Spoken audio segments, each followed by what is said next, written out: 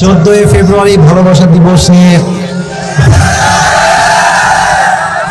আমি কিছু কথা এভাবেই বলতে চাই যে এটা ভালোবাসা দিবস নয়, এটা বিশ্ব বেহায়া দিবস, বিশ্ব উলঙ্গ দিবস। যুবক ভাইরা, এটা এমন একটা দিন যেই দিনটার নাম দেওয়া হয়েছে ভালোবাসার দিবস।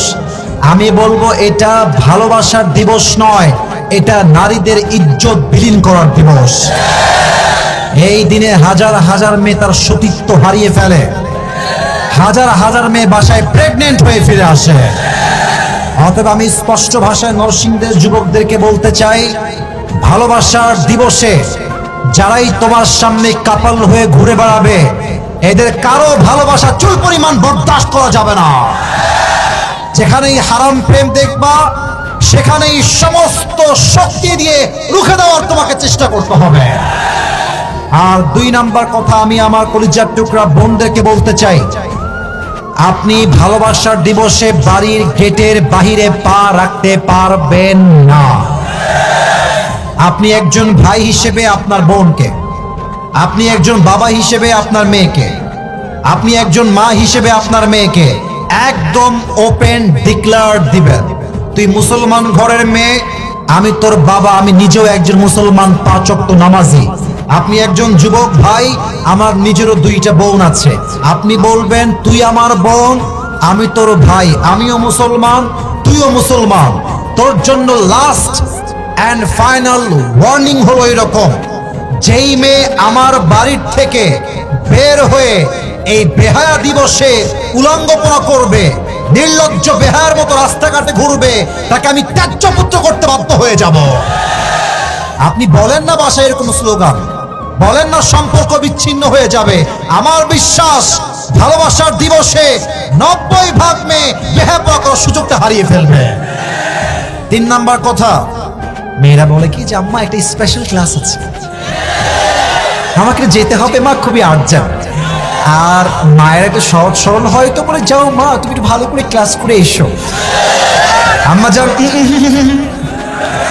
আপনার মেয়ে কখনো স্কুলে স্পেশাল ক্লাসে যাবে না, এটা হচ্ছে পার্কের ডেটিং এর নাম স্পেশাল ক্লাস তারা রেখেছে। অতএব আমি স্পষ্ট ভাষায় বলতে চাই, ভালোবাসার দিবসে no school, no college, no university, no private class, no coaching centre, only ঘর ইজ রিয়েল, অনলি বাসা ইজ রিয়েল, ঠিক কিনা বলেন? আর আরেকটা কথা, আপনার মেয়ে মোবাইল ফোনে কি করে একটু খেয়াল রাখেন, যুবকরা কি করে তাও একটু খেয়াল রাখেন। অনেক বাবারা অশিক্ষিত মূর্খ হওয়ার জন্য বুঝে ওঠে না। আমি সেই দিন শুনছিলাম এক হুজুরের মুখে, ছেলে আসছে ঢাকার থেকে গ্রামের বাড়িতে, রাত বাজে 2টা, বাপ যাচ্ছে ছেলের বাড়ির ঘরের সামনে দিয়ে, রুমের সামনে দিয়ে, আর ঘরের ভিতর থেকে ফিস ফিস রাত 2টার সময় আওয়াজ আসছে, আর ছেলের বাবা বলছে মাশাআল্লাহ, আমার ছেলে যে এত ইংরেজি বোঝে, কেউ বোঝে না এই পরিমাণ ইংরেজি। আব্বা জান, আপনার ছেলে ইংরেজি বোঝে না, আপনার ছেলে চরিত্র নষ্ট হয়ে গিয়েছে নরসিংদীর যুবক ভাইরা।